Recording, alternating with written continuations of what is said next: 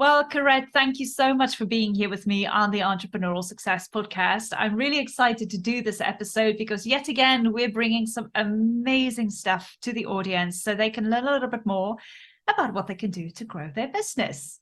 So before we dive in, why don't I hand over to you so you can introduce yourself and tell us what you do? Hi, thank you so much, Henriette, for inviting me to add value to your community. I'm really excited about the conversation we're about to have.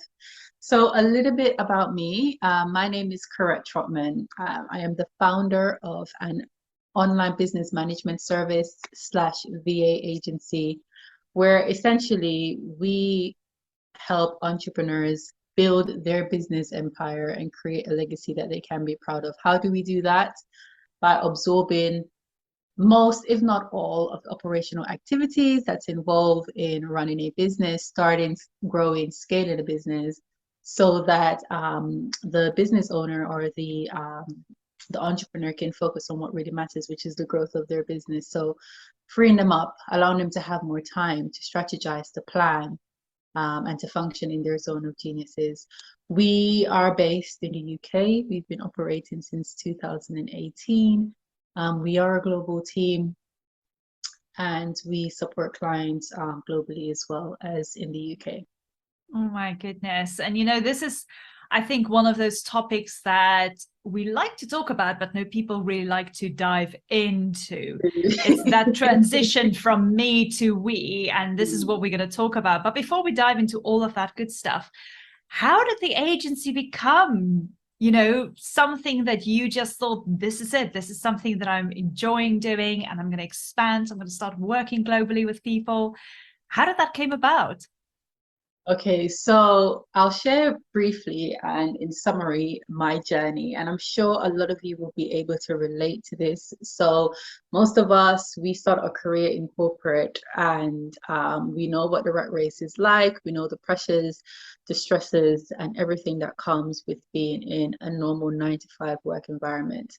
So, my career began as an executive assistant working within the public sector, within the NHS, within the United Kingdom. For those of you who are listening to this recording from another part of the world. And so I was working as an EA, supporting teams, supporting heads of services for a number of years, until I got to, I would say, the highest peak in my career. So it's a job that I really wanted. I was selected for the position. It paid really well. It was a senior role. And let's just say everything felt perfect. Everything felt aligned until everything started falling apart. So essentially, the stress of managing a team, the stress of organizational changes being made, and not enough consideration being given to how it's the impact that that's having on workers, the quality of their work experience. And so essentially I decided that it was either I remain in my then role and lose my mind, or I take the plunge and leave. Now, did I know that I would end up having the online business management service that I now do? Of course not. When I decided to leave my 9 to 5, the plan was to go back to university and start doing freelancing, let's just say freelance EA work.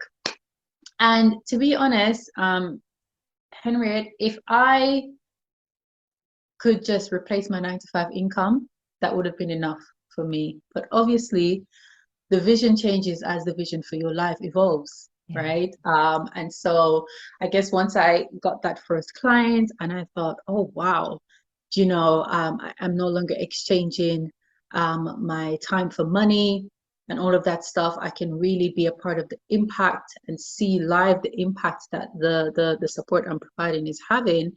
It was a total game changer for me. And so I decided, why not do that on a wider scale? And that's when I decided to build a team. And here we are today. Oh my Yeah. gosh, it's so So, inspiring to hear. And you know what? I do agree. There's so many people that can relate to your story, especially, after the last couple of years. But I think the biggest takeaway from that is the fact that you didn't hold back. You just went for it and decided, let's just go into it. Let's just, mm, try it out, build a team and work with it. And I it, think this is where I get really excited because, this is one of those big things for us as business women, building a team. It is, mhm, it is a tough thing because we're so involved and so emotionally involved in our businesses that now when we have to expand and build a team, that kind of keeps us stuck a little bit and we hold off doing that, even though we want to expand and be successful, but we kind of stay stuck in that momentum.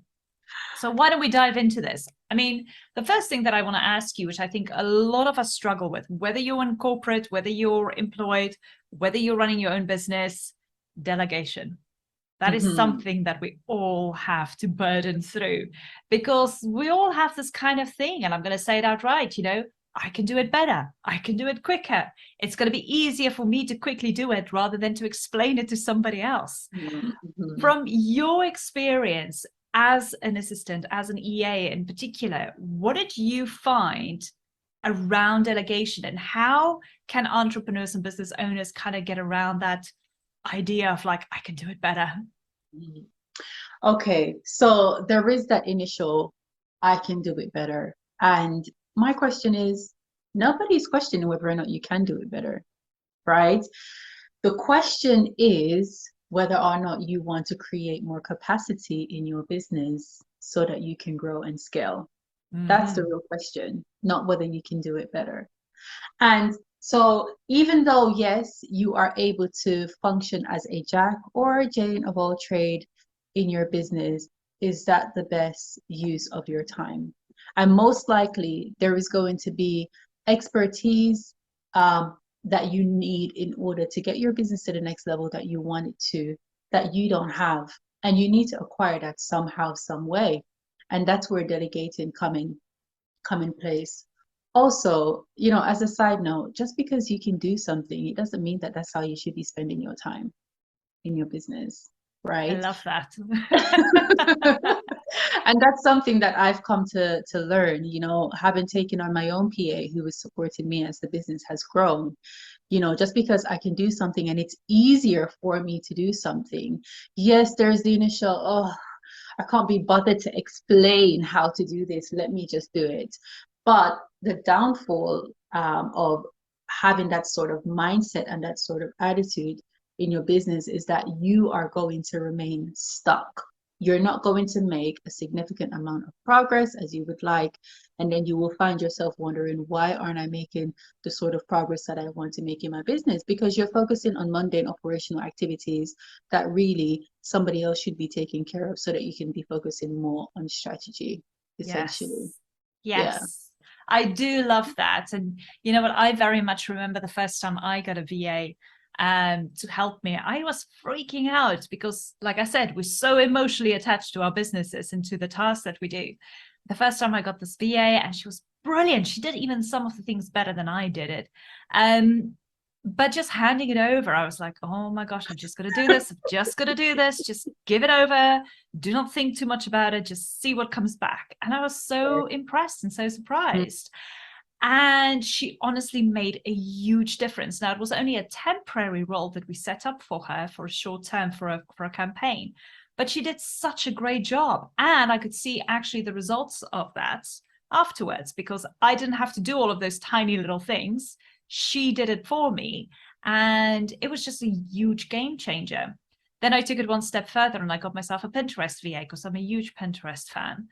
And I just handed everything over in one go. And I was like, okay, let's just try it out. And now I've got on a monthly retainer and she's doing everything regarding Pinterest for me. I don't have to lift a finger. And it's the best feeling in the world, knowing that that is one entity I do not have to worry about. She's taking care of it.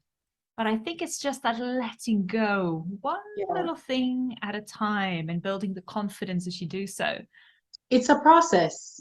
It's a process. And I always say, whenever I deliver workshops to entrepreneurs that's considering delegating, is that, you know, delegation, it isn't one size fit all. It's Mm-hmm. going to look different for each person. But one thing that we all need to have in common if we're seeking to delegate or acquire additional help in our business is that we need to be open-minded, Yeah. right? And we need to be willing to trust, because that's what it is. We need to be willing to be vulnerable in showing that, well, you know, I actually need help and I could do with help, because we Yeah. all need that help. And, you know, if it helps, one thing that I would say is that, you know, it's really important the way you go about acquiring a VA or an online business manager.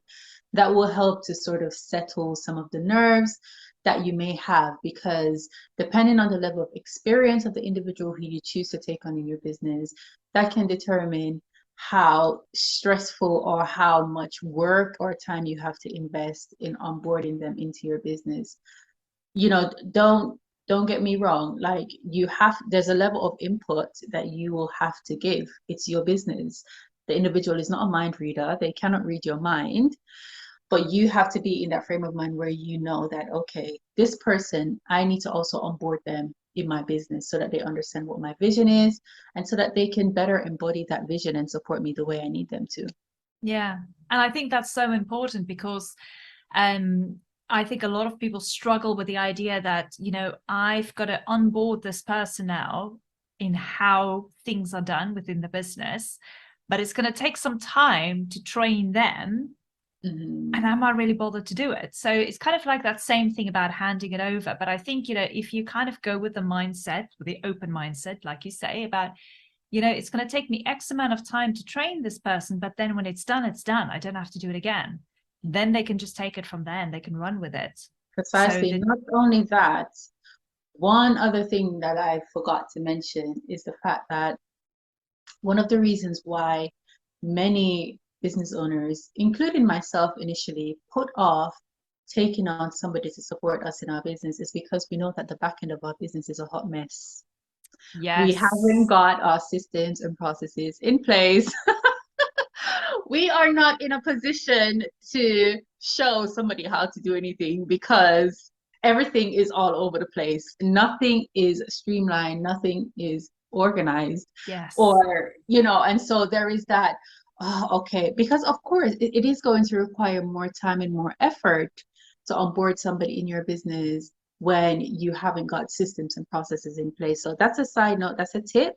You know, if you are thinking about taking on somebody to support you in your business, try and spend some time to organize the back end of your business. Get your systems put in place, map out the various processes in your business so that when you decide to take somebody on, you are able to either provide them with an SOP, you know, to basically guide them on how things need to be done, and in what way, or a handbook of some sort, whatever have you. But having those systems and processes in place is so essential. Also, this might help to put your mind at ease if you feel nervous about taking somebody on. Most VAs, especially experienced VAs, they are used to working with business owners from various level who are at various levels of their business journey. And so if the VA is quite experienced, they understand that you are going to be a little bit nervous, especially if you've never worked with a VA before. And so a part of their role is to help you get used to the idea of mm, having somebody support you in your business. A very good VA will be able to help you with the onboarding process. So not to yes. worry, you're not doing it all by yourself. Oh, that's a very good tip actually to look out for that then when you start working with somebody to make sure that that connection is there and you're not on your own, that they're supporting you with the onboarding process. And I think this leads beautiful as well to now getting that support, you know, growing your team. I mean, we're kind of already established why you need a team, obviously, to build your business. But I think a lot of people kind of get hung up by the ideas like, what kind of team do I build? Do I get virtual assistants? Do I get freelancers? Do I fully employ people? Do I part-time employ people? There's so many options out there. But if we were to look at it that from a concept, what would you kind of say as to why you need to build a team in that kind of sense, and what kind of structure to look for? Okay, so going back to what I was saying, you can choose to take the employer route, or you can choose to take the contractor route. Again, it depends on your business model and it depends on your financial situation as a business. I, would suggest you initially, especially if you've never taken on or built a team before, perhaps start by dipping your hands in the freelance PA kind of pool, because you want to see, first of all, how people work. You also want to experience some of the challenges that comes with having to manage people.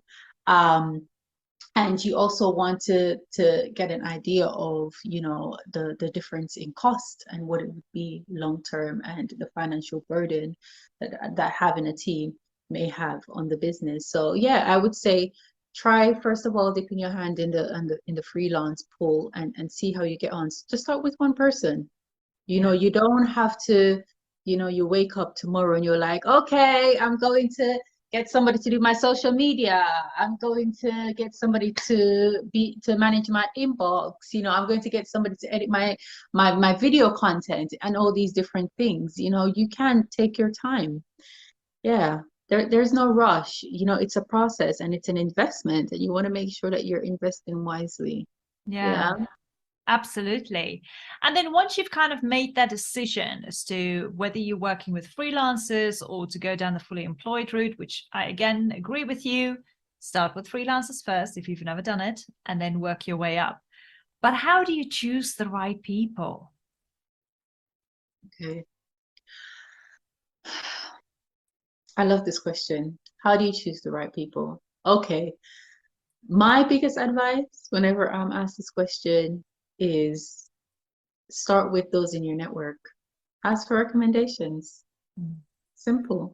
If you think about it, if you're considering making a big purchase or even takeaway, you're trying to figure out, oh, I'm feeling for some Chinese.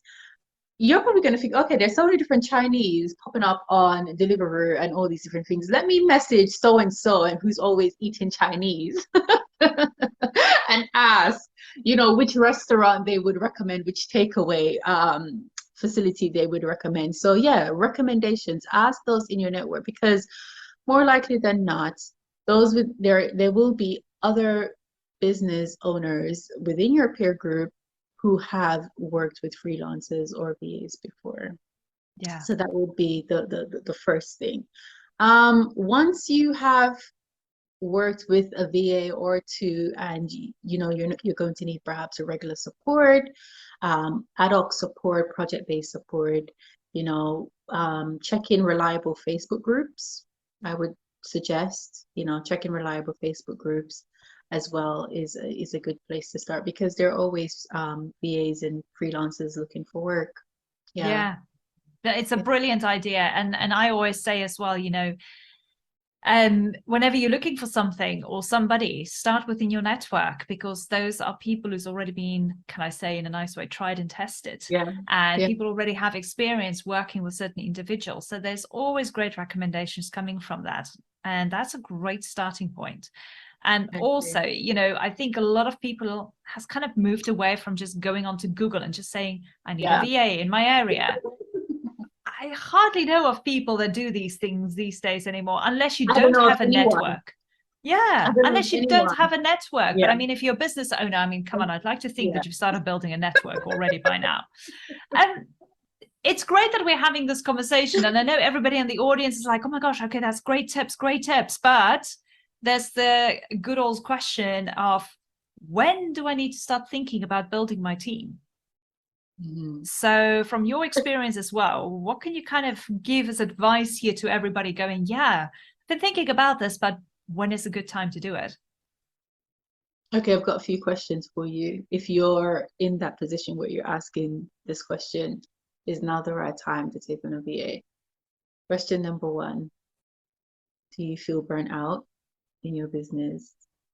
Do you feel overwhelmed by the level of workload that your business is generating? So especially if it's at that growth stage, your business is at that growth stage, or you begin to feel overwhelmed, or you go into bed extremely unreasonably late at night. Yeah, simply because, oh, let me just do this one last thing on my to-do list, so that I can feel as though I have accomplished something throughout the workday. Has the quality or the standard of work that you're providing your clients, is that being affected by you being overworked? Yeah, because what I find sometimes with the clients that has come to us, the quality of the support that they're providing to their own clients suffers. Why? Because they're overworked and they're having to do everything in their business, so they're unable to concentrate on the work that they're meant to be doing with their clients. The top of your funnel, is that constantly filling up, and you've got leads filtering down that are inquiring about your services, but you're having to turn them away because you haven't got capacity. So if you've answered yes to a couple or all the above, then it might be time that you consider taking on someone to support you. Yeah, it's a very good way of looking at it. And I think everybody gets to a stage where they get overwhelmed with everything that they've got to do or need to do or want to do. And I think it is at that point where you've got to consider getting some help in. So it makes sense. Simplicity, that's what it's all about. Another thing that I would say as well, Henriette, is that it's so easy as a business owner to compare yourself with other individuals who are providing the same service as you, who seem to have skyrocketed in their business journey, right? Especially if you know that that person maybe started around the same time as you, and you're wondering, how has that person made such progress, in their business? I mean, come on. Guess why? They most likely have a team. Yeah. They're not doing it by themselves. Yeah. So that posed the question, are you willing to do the things that your competition is doing in order to get to where you want to? And also, I want to add something else here, which is funny enough. I had a conversation with somebody about this yesterday. I want you to kind of think, and this is now to the audience, this is not to you, Karette, because you know this, but for the audience, for everybody listening or watching this, I want you to kind of think that when you add people to your team, whether it's a freelancer, whether it's an employee, it is not an expense, it is an investment. And I know that there's financial ties to getting somebody in to help you, and you think, do I really have that money? Can I really afford this? Can I really pay this person? But somebody said something very valuable to me once, and it made me look at it from a completely different angle. That money that you're investing in that person helping you out, becoming part of your team, that time that you are now getting back, how much is that actually worth to you? And you will find that that time that you're getting back, if you were to put that into numbers, into a value, you will actually find that you're getting back a lot more than what it is that you're actually paying somebody to do for you or to do a task for you as a virtual assistant, as an example. And when somebody said that to me, it was one of my mentors, it made such a huge difference between my mindset shifting from, I'm not paying somebody, this is money going out of my pocket. It's like, no, it is an investment, because the return on your investment is far better.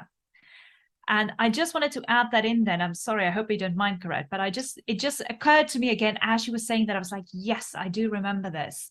And I do find it is very powerful. And Henriette, I'll add to what you've just said by providing a simple example.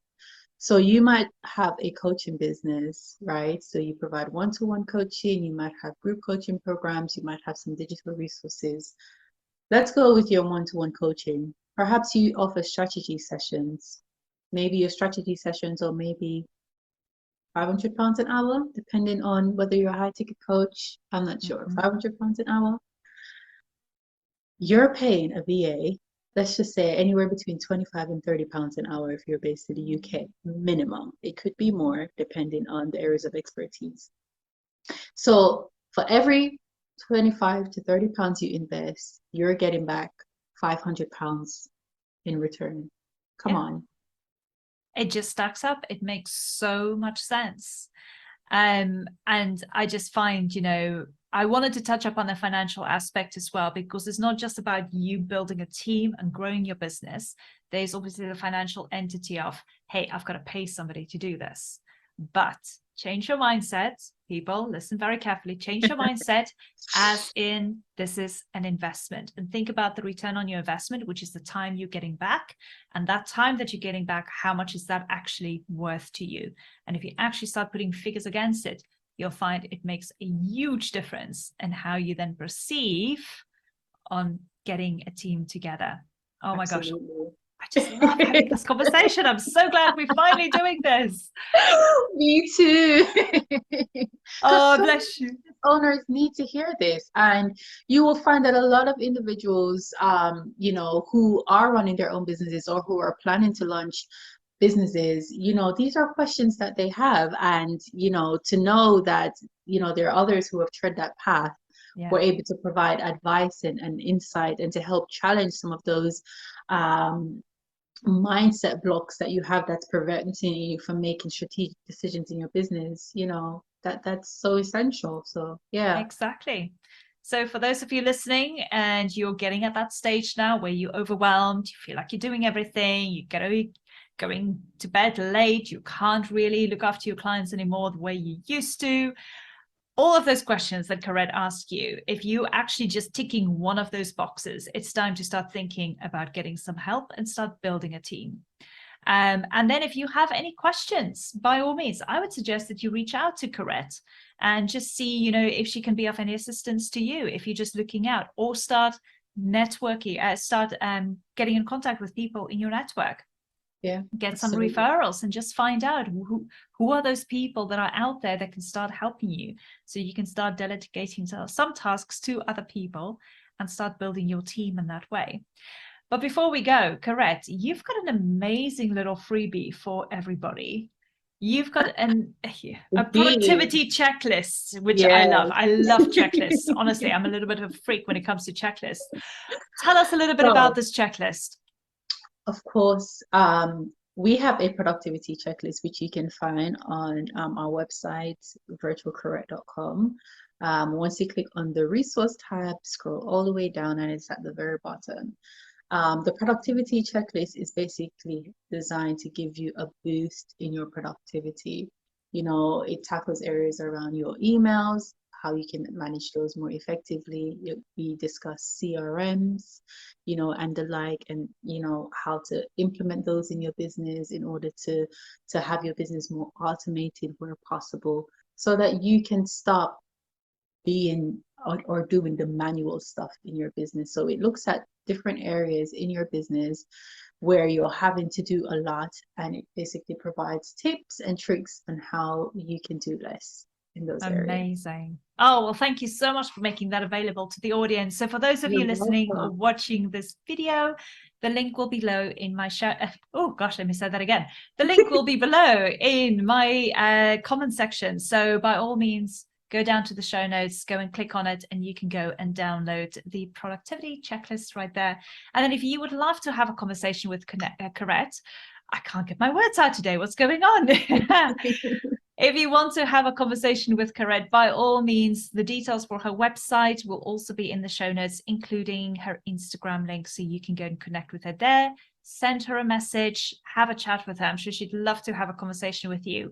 And if you have any more questions on how she can help you, by all means, just give it a go. You never know. Maybe it is just one of those moments where you had to hear this episode to go, this is it. I needed to hear this today. I need to start building my team. And then take one step at a time. Even if you just start having a conversation with Karette, that's all you might need to do for now. But oh my goodness, Karette, thank you so much for coming on today. I really appreciate it. It was so lovely meeting you. It's really yeah, good luck with the agency, growing it, making a huge success of it. And I'm sure you and I will be in touch very soon again. Indeed. Thank you, Henriette, for having me as a guest.